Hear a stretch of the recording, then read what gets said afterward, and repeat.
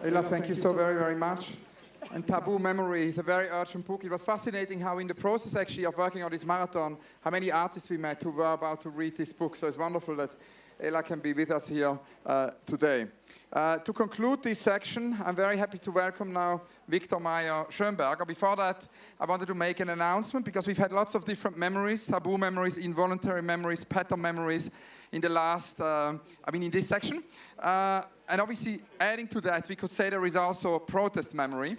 There is this very important presence of memory in the work of Weiwei, which he articulates a lot in his blog, when he, for example, protested against the idea that authorities wanted to repaint his mother's house in the preparation of the Olympics. And this whole idea of his participation through many different quotes of memory is an invitation to you also to go and see the pavilion whenever you have time later, where you will discover the films we mentioned, but also these different quotes Ai Weiwei has written. And I'd like to just read you here 3 of these quotes. Like an anchor in the ocean, memory holds us in place when we face the waves of shifting ideas and expressions. Memory is what we think the past should be, rather than what the past was. It is an unconscious interaction between reality and the mind. And last but not least, the 3rd quote, after everything that happens to us fades away, our memory remains. Without memory, what will we have? And these many, quotes of Ai Weiwei, which you will find, they're also tweeted. And that leads us very directly to Viktor Mayer-Schönberger and this whole question of digital memory. Professor Mayer-Schönberger teaches at Oxford. He is the professor of Internet Governance and Regulation at the Oxford Internet Institute. He has published 7 books and published many texts in the New York Times, the Wall Street Journal, the Financial Times, The Economist. His most recent book is Delete, The Virtue of Forgetting in the Digital Age, published by Princeton University Press. And that's actually fascinating in relation to an SMS we got from Rikrit Tiravanisha the other day.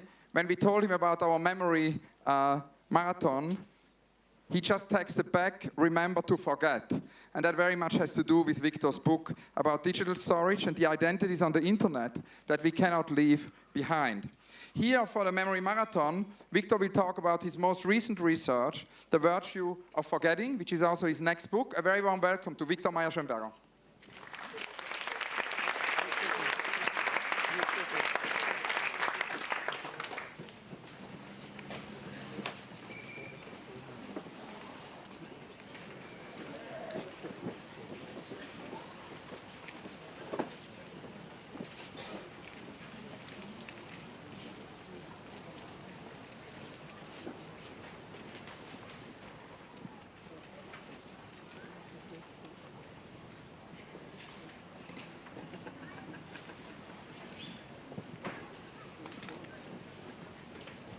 Remembering, forgetting. For millennia, for us humans, forgetting has been easy. It's built into us. We forget most of what we experience every day, our feelings, our thoughts. Remembering is hard. Since the beginning of time, we humans have tried to overcome this human forgetting and to hold on to memories that are precious. For thousands of years, we have tried, and you're not seeing anything.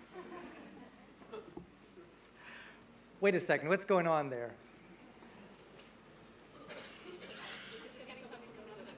Okay.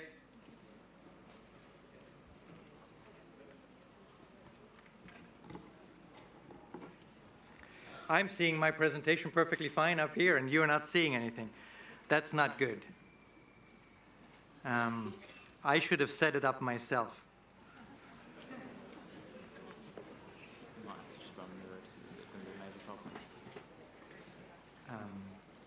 What you did was...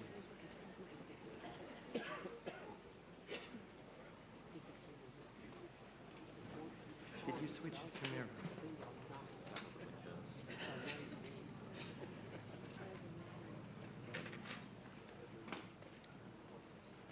Why don't we do it this way, as it was? And then something more, because there's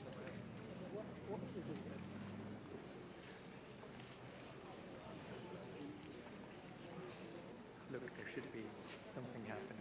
This is fixed. This is fixed.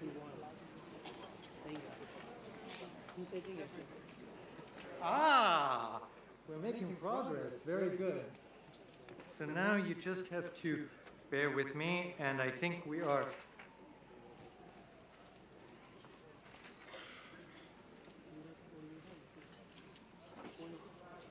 No, I am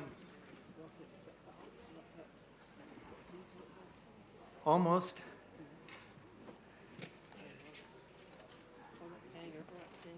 I think we're almost done.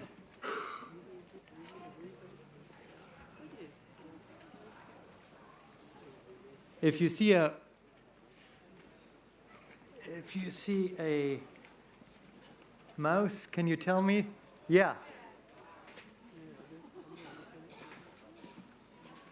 Ha! Remembering, forgetting.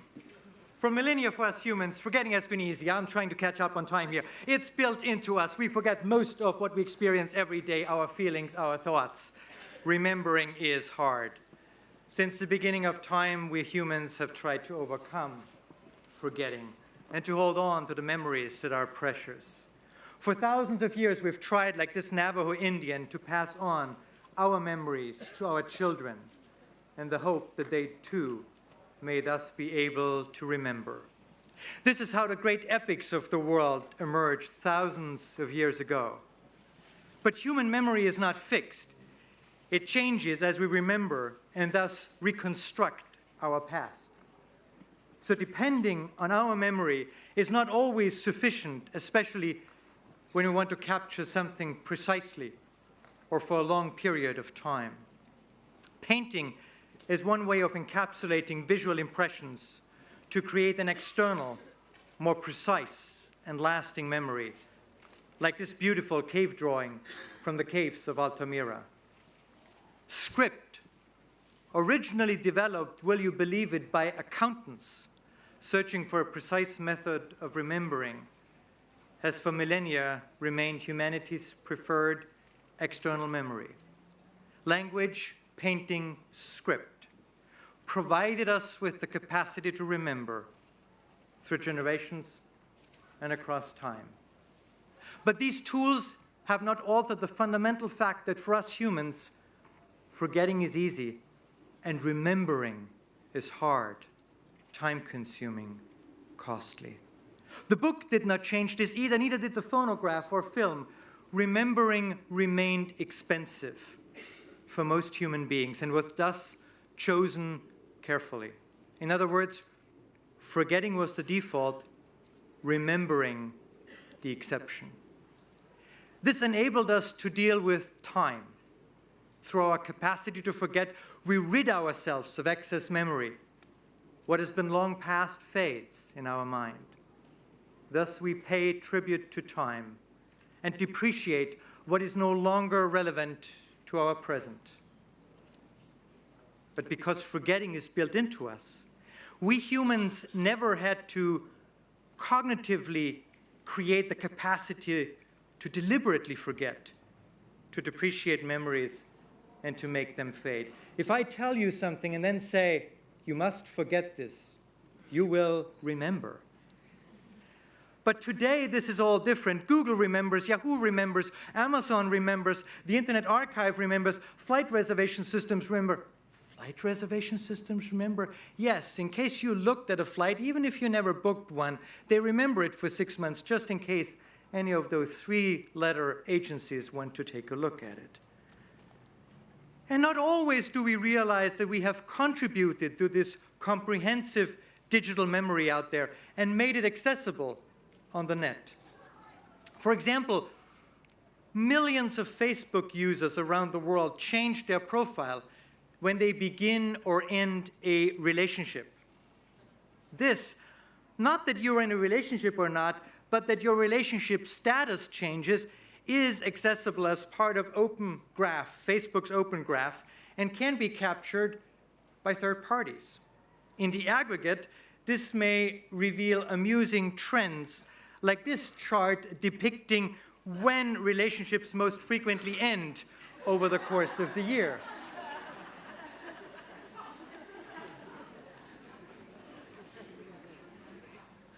But it can also be analyzed on an individual level, indicating not just who you were in a relationship with, but how many relationships you had, how long your relationships lasted over time, etc.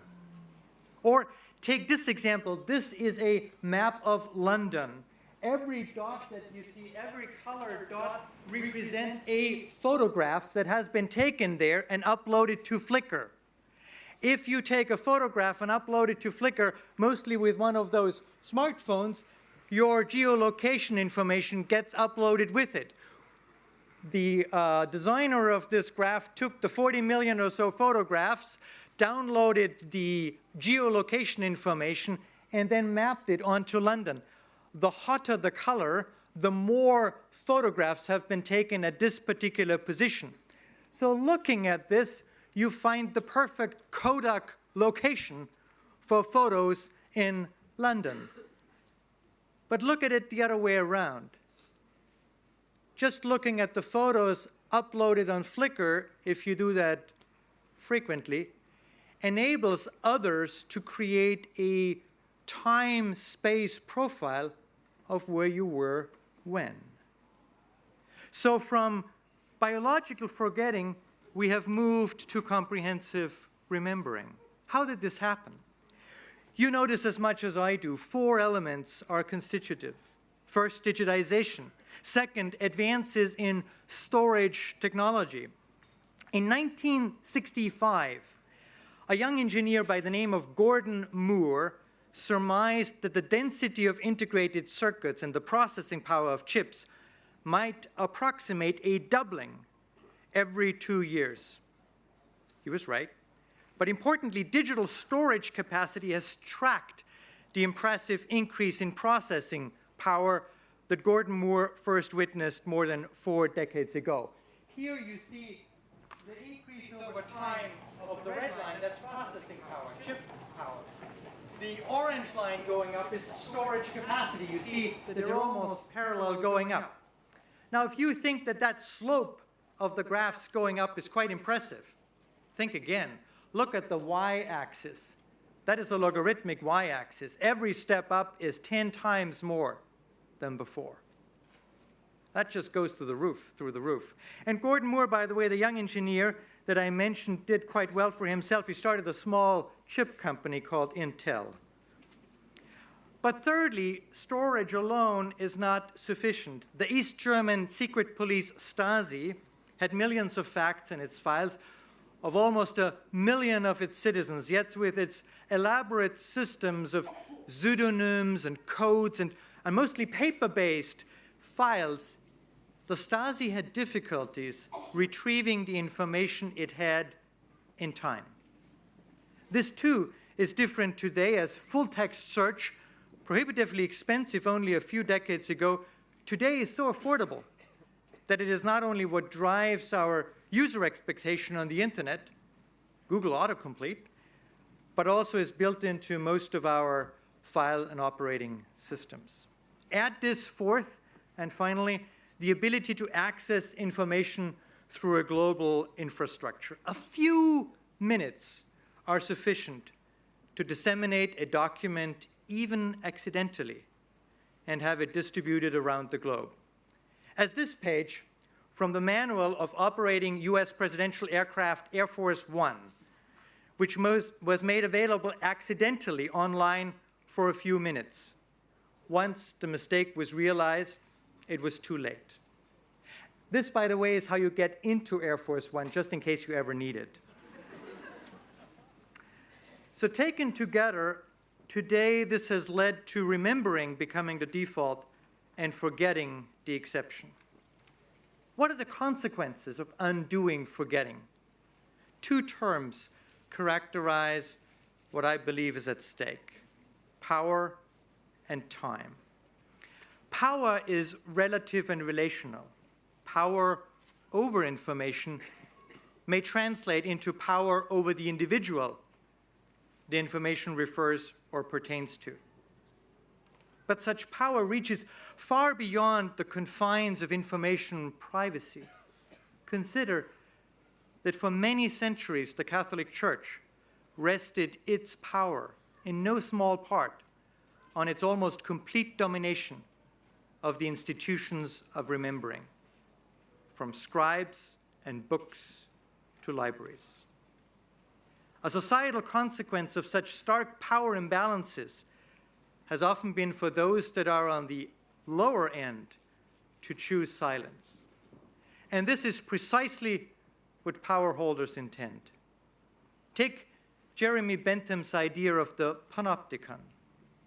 The panopticon is the concept of a prison in which the prison guards can watch the prisoners without the prisoners knowing whether they're actually being watched.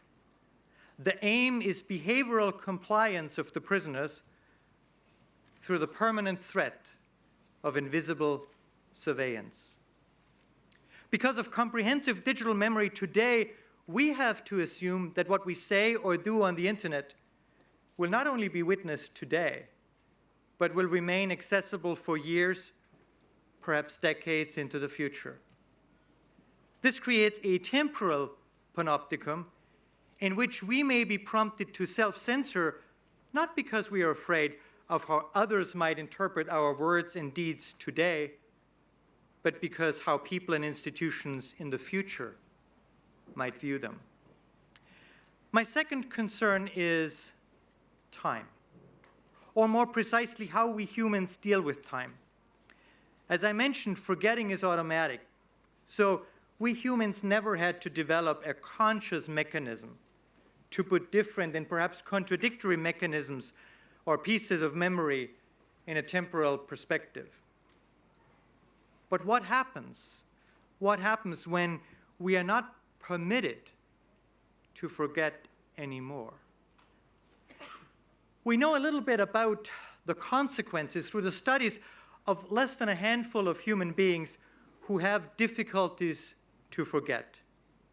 This is AJ, a woman who has biological difficulties forgetting. Ask her about a particular day, and she's able to tell you when she woke up, what was on television, what the weather was, for every day the last 30 years. AJ cannot forget. But for her, she says, it is not a blessing, it is a curse. She is haunted by the past. So much, in fact, she says that it limits her ability to decide in the present. Whenever she is faced with a decision, she remembers all of her failed decisions in the past. As Argentinian writer Jorge Luis Borges said, perfect memory pushes humans to get lost in detail with no ability to generalize, to abstract, and to evolve. They lose, Borges writes, what makes us truly human. Tethered to an ever more detailed past rather than living and acting in the present. This is the fate we may face with comprehensive digital memory. Through perfect digital memory, we also deny each other the capacity to change over time and to grow. Without forgetting, it is hard for us humans to forgive.